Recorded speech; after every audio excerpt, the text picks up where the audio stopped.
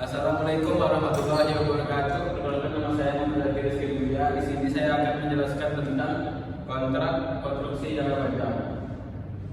Kontrak konstruksi adalah kontrak yang secara khusus dinegosiasikan untuk konstruksi suatu aset tunggal, seperti bangunan, jembatan, bendungan, jalan, atau beberapa aset yang berhubungan satu sama lain, atau beberapa aset yang saling tergantung dalam rencananya, teknologi, fungsi, atau tujuan penggunaannya, seperti konstruksi kilang minyak. Jenis-jenis konstruksi ada dua, yaitu kontrak biaya plus. Kontraktor dibayar berdasarkan biaya yang dikeluarkan ditambah persentase keuntungan. Yang kedua, kontrak kerja tetap, yaitu kontrak setuju untuk menyelesaikan proyek dengan harga tetap yang disepakati. Penentuan nilai pendapatan kontrak. Suatu kontrak memuat klausul tentang eskalasi biaya penyesuaian atau penyesuaian biaya untuk menyesuaikan harga kontrak terhadap tingkat inflasi yang diumumkan pemerintah. Nilai kontrak sebesar 2 miliar dan tingkat inflasi yang diumumkan pemerintah untuk periode lain adalah 7%. Tentukan jumlah kenaikan atau penurunan pendapatan kontrak untuk periode tersebut. Kenaikan pendapatan dengan rumus nilai kontrak dikali tingkat inflasi dibagi 100. Diketahui nilai kontraknya yaitu 2 miliar dan tingkat inflasi 7%. Jadi kenaikan pendapatan adalah 2 miliar dikali 7 bagi 100 dengan hasil 140 juta. Jadi kenaikan pendapatan kontrak untuk periode tersebut adalah 140 juta rupiah. Pengakuan pendapatan dan beban kontrak. Pengakuan pendapatan dan beban kontrak dapat dibedakan menjadi dua metode, yaitu sebagai berikut. Yang pertama, metode presentasi penyelesaian. Perusahaan mengakui pendapatan, beban dan laba setiap periodenya berdasarkan tahap penyelesaian kontrak, yaitu berdasarkan presentasi penyelesaian. Dengan demikian, pendapatan, beban dan laba yang dilakukan dapat diatribusikan menurut penyelesaian pekerjaan secara proporsional. Metode ini memberi informasi berguna mengenai cakupan aktivitas kontrak dan kinerja selama suatu periode. Yang kedua, metode biaya terpulihkan. Dalam beberapa kondisi, ketika metode presentasi penyelesaian tidak dapat digunakan, maka menurut metode ini pendapatan hanya diakui sebesar biaya yang telah jadi sepanjang biaya tersebut diperkirakan dapat terpulihkan. Ketika semua biaya telah diakui, maka lalu dapat diakui. Perusahaan mengakumulasi biaya konstruksi dalam suatu akun, yaitu pekerjaan dalam proses, dan mengakumulasi kenaikan termin dalam akun kontrak, yaitu termin. Pengakuan pendapatan dan beban kontrak. Perusahaan harus menggunakan metode persentase penyelesaian ketika hasil kontrak konstruksi dapat diestimasikan secara andal dan jika semua kondisi berikut terpenuhi. 1. Total pendapatan kontrak dapat diukur secara andal. Yang kedua, kemungkinan besar manfaat ekonomis yang berhubungan dengan kontrak tersebut akan mengalir ke perusahaan. Yang ketiga, biaya kontrak untuk menyelesaikan kontrak dan tahapan penyelesaian kontrak pada akhirnya periode pelaporan dapat diukur secara andal. Dan yang keempat, biaya kontrak yang dapat diatribusi pada kontrak dapat diidentifikasi dengan jelas dan diukur secara andal sehingga biaya kontraktual dapat dibandingkan dengan estimasi sebelumnya. Metode presentasi penyelesaian. Perhitungan presentasi penyelesaian seperti yang telah dijelaskan pada bagian sebelumnya, bahwa menurut PSAK 23 Revisi Tahun 2010, pendapatan tingkat penyelesaian transaksi dapat ditentukan dengan berbagai cara. Perusahaan menggunakan dasar yang andal dalam mengukur pekerjaan yang dilakukan tergantung dari sifat kontraknya. Dasar yang dapat digunakan yaitu yang pertama, proporsi biaya kontrak yang terjadi dibandingkan estimasi total biaya kontrak. Yang kedua, hasil survei pekerjaan yang telah dilakukan. Dan yang terakhir, penyelesaian berdasarkan proporsi risiko dari pekerjaan kontrak. Salah satu dasar penentuan yang paling populer untuk digunakan yaitu berdasarkan proporsi biaya timbul atau cost to cost basis. Caranya adalah presentasi penyelesaian pekerjaan kontrak dihitung berdasarkan rasio antara akumulasi biaya terjadi dengan total estimasi biaya. Terakhir untuk penyelesaian kontrak, formulanya adalah sebagai berikut. Presentasi penyelesaian akumulasi biaya terjadi sampai periode, estimasi total biaya paling akhir. Pengukuran pendapatan untuk menghitung berapa pendapatan dan laba yang diakui periode, maka perusahaan dapat mengurangkannya dengan mengukur pendapatan atau laba yang sudah diakui sampai periode sebelumnya. Seperti ditunjukkan pada formula berikut ini.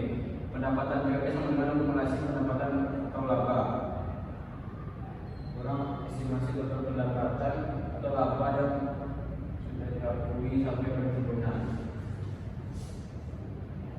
Contoh metode presentasi penyelesaian dengan perhitungan kos biaya. PT Boya Gede merupakan kontraktor yang berspesialisasi dalam pembangunan jalan. Saat ini mempunyai kontrak untuk membangun jalan senilai 15 miliar. Estimasi biaya kontrak adalah 16 miliar. Periode pekerjaan yang akan memakan waktu selama 3 tahun. Pada tahun kedua, estimasi biaya kontrak meningkat dari 16 miliar menjadi total 16 miliar 200 juta. Data-data lainnya adalah sebagai berikut. Pada tahun pertama biaya kontrak yang terjadi yaitu 4 juta. Biaya kontrak untuk menyelesaikan 12 juta. Tagihan termin 3.600.000. Penerimaan kas 3 juta. Pada tahun kedua biaya kontrak yang terjadi adalah 11.664.000. Biaya kontrak untuk menyelesaikan yaitu 4.536.000. Tagihan termin yaitu 9.600.000 dan penerimaan kas 7 juta. Tahun ketiga biaya kontrak yang terjadi 16.200.000. Biaya kontrak menyelesaikan adalah kosong dan tagihan termin 4.800.000 dan penerimaan kas 8 juta. Perhitungan tahap penyelesaian pekerjaan konstruksi menggunakan proporsi biaya terhadap total estimasi biaya paling mutakhir adalah sebagai berikut. Pada tahun pertama harga kontrak 18 juta, pada tahun kedua 15 juta dan tahun ketiga juga 18 juta. Biaya kontrak yang terjadi yaitu 8 juta. Pada tahun pertama 8 juta, biaya kontrak untuk menyelesaikan 12 juta. Dan estimasi total biaya kontrak adalah 6 juta didapat dari 4 juta ditambah 12 juta. Untuk tahun kedua, biaya kontrak yang terjadi adalah 11.664.000 dan biaya kontrak untuk menyelesaikan 4.536.000 dengan hasil 6.200.000. Dan tahun ketiga, biaya kontrak terjadi 16.200.000, biaya kontrak untuk menyelesaikan 0 dan estimasi total biaya kontrak adalah 16.200.000. Estimasi laba kontrak pada tahun pertama 2 juta, pada tahun kedua 1.800.000 dan tahun ketiga 1.800.000. Presentasi penyelesaian pada tahun pertama 25%, tahun kedua 72%, tahun ketiga 100%. Berikut jurnalnya. Untuk mencatat biaya produksi pada tahun pertama, pekerjaan dan proses didebit dengan angka 4 juta dan material kas utang lainnya dikredit dengan angka 4 juta. Pada tahun kedua, pekerjaan dan proses didebit dengan angka 7.664.000 dan material kas utang lainnya dikredit 7.664.000. Pada tahun ketiga, pekerjaan dan proses yang didebit sama 4.536.000 dan material kas utang lainnya di kredit 4.536.000. Oke, ini gambarnya.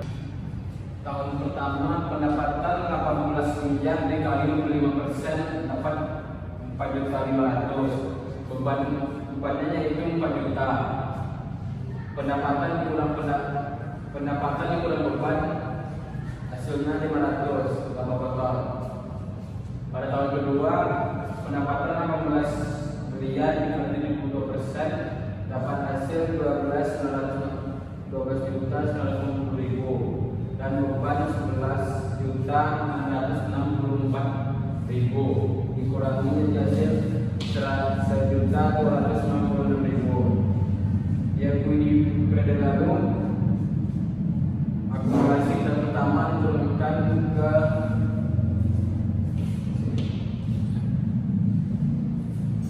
dan seterusnya. Tahun ketiga pendapatan 18 miliar dikali 100 dan bebannya 16 miliar 200 juta 16 juta dapat hasil 1.800.000.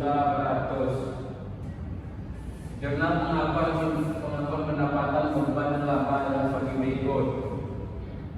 Untuk tahun pertama pekerjaan dalam proses di debit 500.000, beban kontrak di debit 4 juta dan pendapatan kontrak di kredit 4.500.000. Pada tahun kedua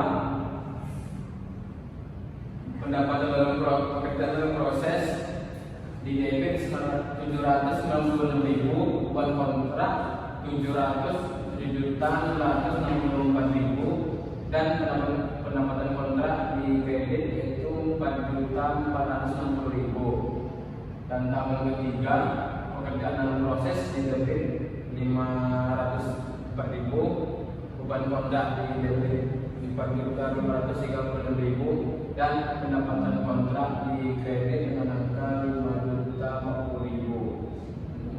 Untuk mengatur proses kontrak termin di debit 18 juta dan pekerjaan dalam proses di kredit 16 juta. Mutasi akun pekerjaan dalam proses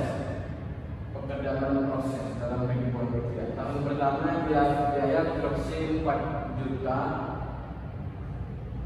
Tahun pertama laba yang kuliah itu 500. Tahun kedua biaya produksi 7.264.000. Tahun kedua laba yang kuliah 756.000. Biaya produksi tahun ketiga 4.536.000 dan laba yang diakui pada tahun ketiga 554.000 dengan total 18 juta. Akhir tahun ketiga menurut proyek sudah selesai dengan total 18 juta.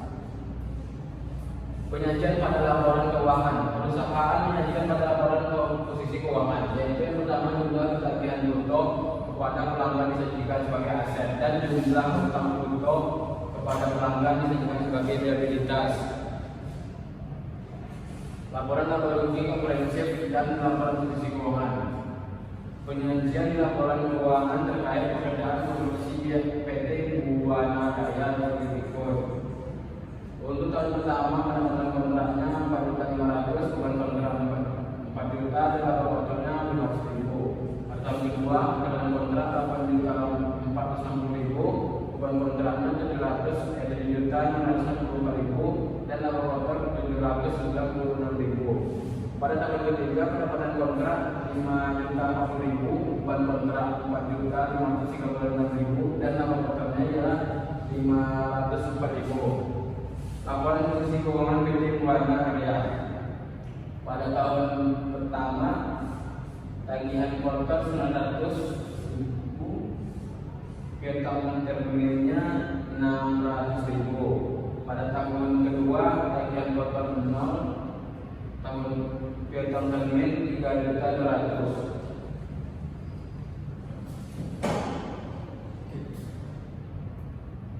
Pada catatan atas laporan keuangan perusahaan mengungkapkan yang pertama jumlah pendapatan kontrak yang diakui sebagai pendapatan pada periode hal-hal sebagai berikut.